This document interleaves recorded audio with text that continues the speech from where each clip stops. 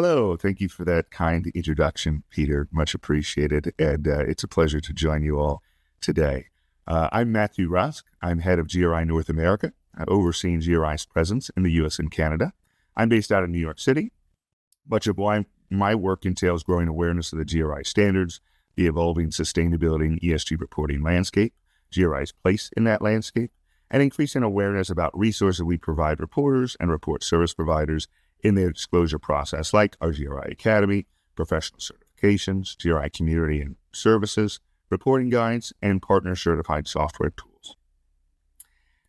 Prior to joining GRI, I worked in corporate sustainability teams in a couple of different industries for over a decade, and that's where I was introduced to the GRI standards. So very pleased to have seen and used the GRI standards from that perspective of things as well.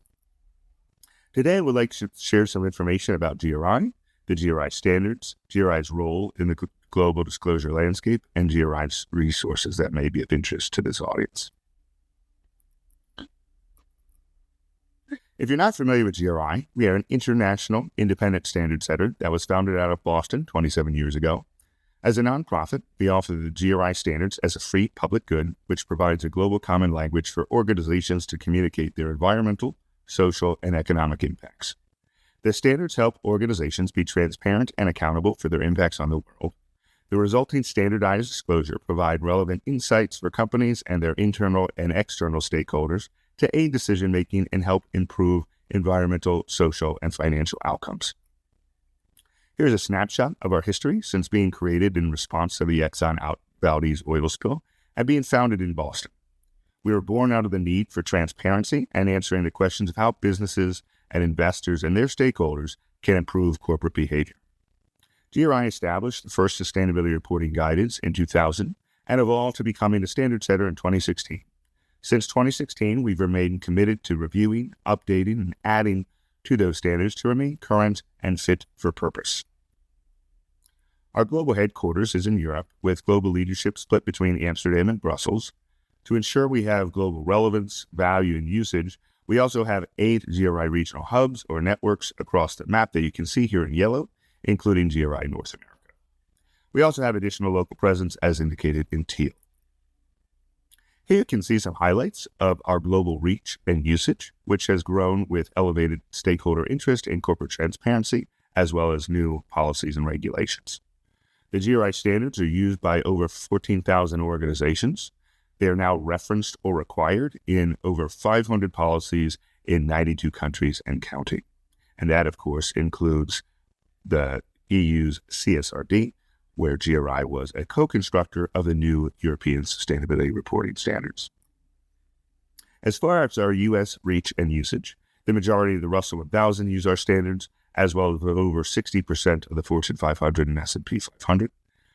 73% of organizations led by members of the Business Roundtable use the GRI standards, and we see a high correlation of GRI reporters with organizations included in the Just 100, with 92 of them being GRI reporters. Now I'll take some time to quickly introduce you to the GRI standards. The GRI standards are grounded by authoritative instruments already available, which underpin the expectations of responsible business conduct and transparency for certain sectors or topics. Each standard goes through a peer review and public comment period, like the one we're currently in for our labor standards. All the GRI standards are developed through a transparent and inclusive process, which is overseen by a global independent standards body, the GSSB. The GSSB members represent 5 different constituency groups from various geographic locations, and each standard is developed or revised by expert working groups, which includes representatives also from various constituency groups and locations like our GSSB. And this ensures our standards support the interest of assorted stakeholder groups. GRI works with a global network of thousands of professionals and organizations across geographies, stakeholder groups, and sustainability themes to ensure our GRI standards represent the global best practice in sustainability performance and result in reports that provide comparability. We have defined constituency groups that we work with to develop new reporting guidance, as illustrated here. This approach ensures the participation and expertise of diverse stakeholders in the development of the GRI standards so that they may serve a broad set of stakeholders in the public interest. So you can see we involve civil society, business, investors, labor organizations, and mediating institutions. Mediating institutions is a bit of our other category, if you will. This can be inclusive of academia, where maybe some of our audience could get involved with the development of our standards. Also, agencies. So the German Environmental Protection Agency is a technical committee member for our climate revision project, and other organizations that are involved with disclosure mechanisms like CDP has previously been involved with our biodiversity revision. You can also see some service providers or consultancies also represented in this mediating institution group. I wanted to illustrate this by highlighting who's involved with our climate change revision technical committee. You can see the group ranges from socially focused NGOs, environmental NGOs, to Microsoft, to investors and labor organizations, to academia and the Greenhouse Gas Protocol, and as mentioned, even the German Environmental Agency.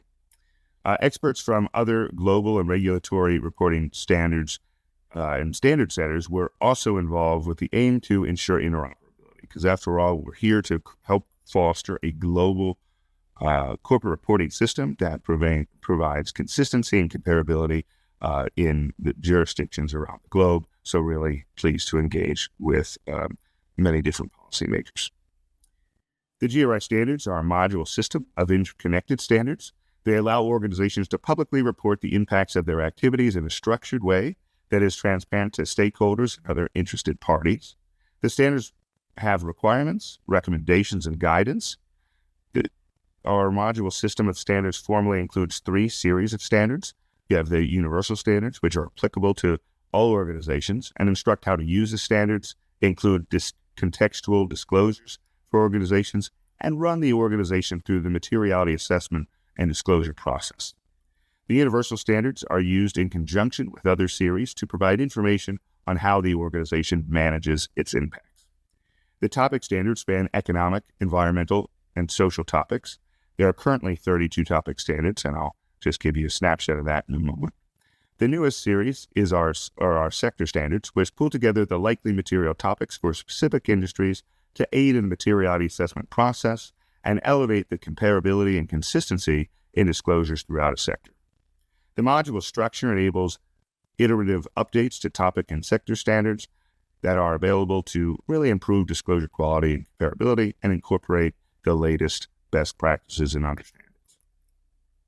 Here you can see the expansiveness of the 32 topic standards, be it tax transparency to waste or emissions, to operational health and safety, public policy, child labor, so on and so forth. So certainly you can find a plethora of impacts disclosures in our standards. I also wanted to highlight what some of the cadence of revisions and new standards look like. Here you can see our latest topic standard development work.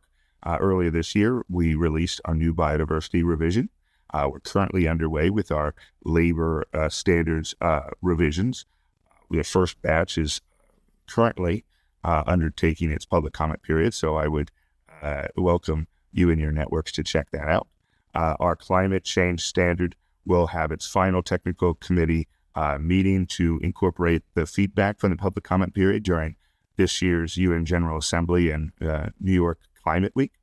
And then we have some work elsewhere on some topics that may be of interest. All these timelines can also be found on our website, should you be interested. We have currently 4 standards formalized in that sector standard series. We have oil and gas, coal, agriculture, aquaculture, and fishing, and a new mining standard that was released earlier this year.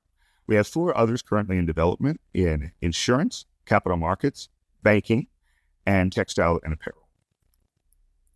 These sector standards point to relevant topic standards for the sector and offer new sector-specific disclosures should there be a need. So they point to the topic standard, so building off of the other series of standards. But should there be a gap in speaking to a particular impact that's of significance in the industry, that gap is filled by a unique disclosure built into these sector standards. So, for instance, agriculture had soil health and animal welfare added to the disclosures in conjunction with pointing to some other topic standards already existing in the GRI standard module structure. Here you can also see a bit of that timeline for development of certain sector standards. Mining came out earlier this year, textile and apparel soon to follow, as well as those financial institution sector standards. And you can see that there'll be upcoming opportunities to engage with GRI on the public comment period. So once again, open invitation to provide feedback on our standard development.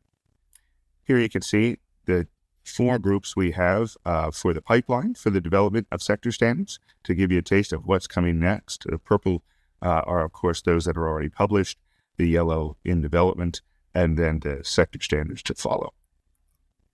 So why use the GRI standards? The standards help create and maintain a global common language for sustainability and impact reporting.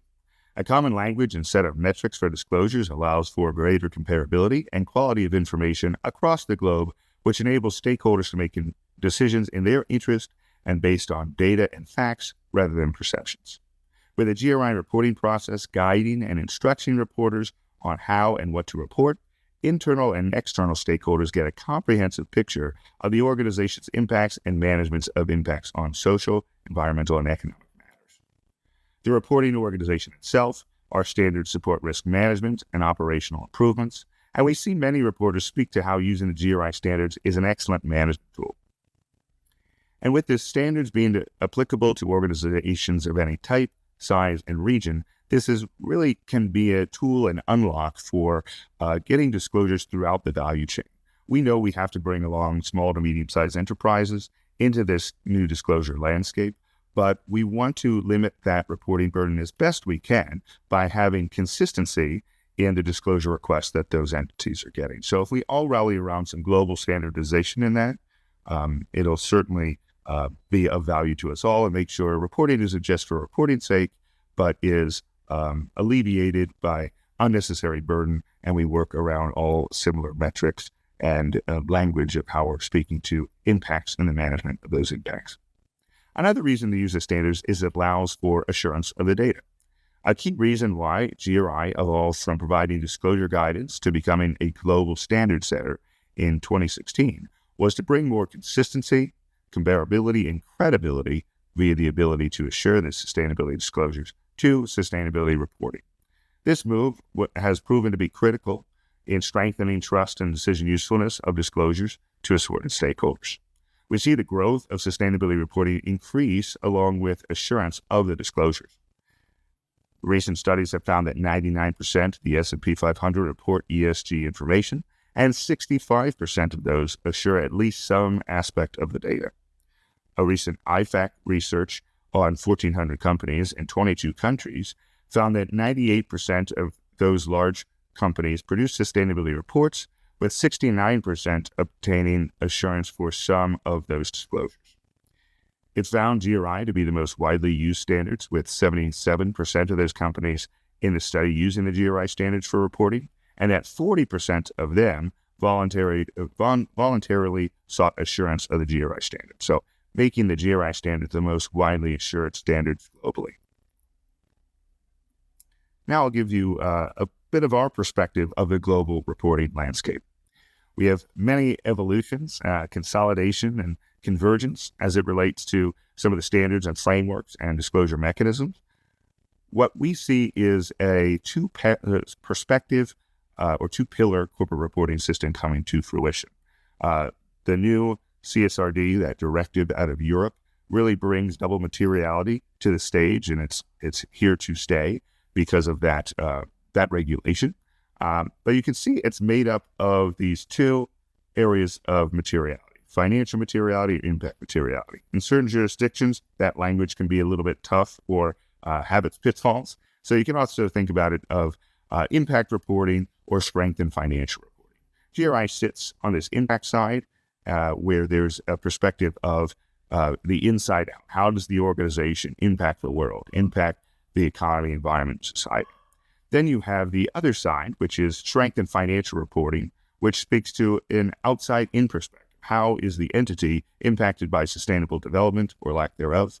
And together, these bring about double materiality. Now, there's no big bright line between the two perspectives because reporting on scopes 1 through 3 emissions could be of interest because of impacts and or for financial ramifications. So these two really are complementary, and that's why we really prioritize a lot of collaboration in this whole global disclosure system, and why we welcome a lot of collaborations. So speaking to that, GRI has really been prioritizing partnerships to foster this strengthened global corporate reporting system that account for the different perspectives of materiality that cumulatively account for double materiality. There are several pivotal partnerships with other standards and framework setters and other organizations. So some highlights of those are our work with the IFRS. That collaboration took place because an MOU or collaboration agreement that we entered into a few years ago to align standard setting process as much as possible, given our organization's different perspectives and governance structure. So perspectives or the audience in which we're catering to with the IFRS really focused on capital markets, and GRI really working on the interest of a broader set of stakeholders, including investors, but not exclusively so. We just also announced a few weeks ago us doubling down or investing even more in our collaboration agreement, and doing so with a pilot program on biodiversity, ecosystem, and ecosystem services, building off of the foundation of GRI's recently published biodiversity revision that came out earlier this year. We also collaborated with the IFRS to launch a Sustainability Innovation Lab out of Singapore to build capacity and understanding of how to use the two global standards together to meet the needs of investors and other stakeholders. And that's through the lens of impact and financial implications of the business, or you could also think about it as of speaking to impacts, risks, and opportunities, really mirroring what the European sustainability reporting standards are getting after, and as they also look at impacts, risks, and opportunities.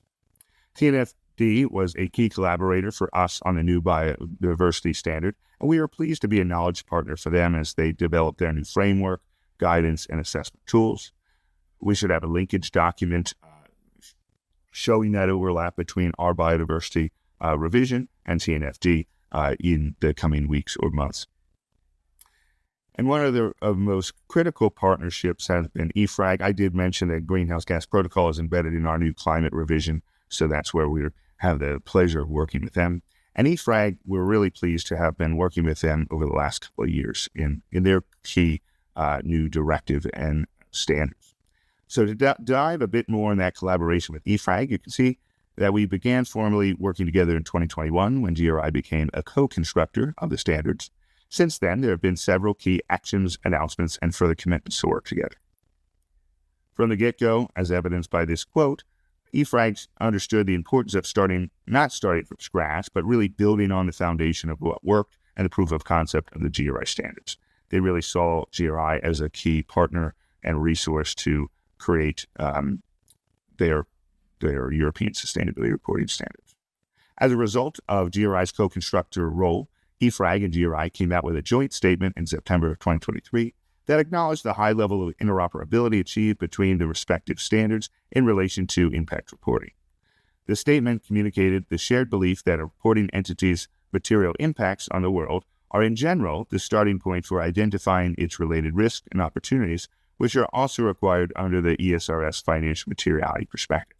And importantly, there was also the acknowledgement that existing GRI reporters will be well prepared to report under the ESRS given the many shared disclosure and alignment. The buzzword of the last couple of years may in fact be interoperability. So what's the aspect of interoperability and alignment between GRI standards and ESRS? You can see similarities and synergies between the standards in a few areas. One is the structure.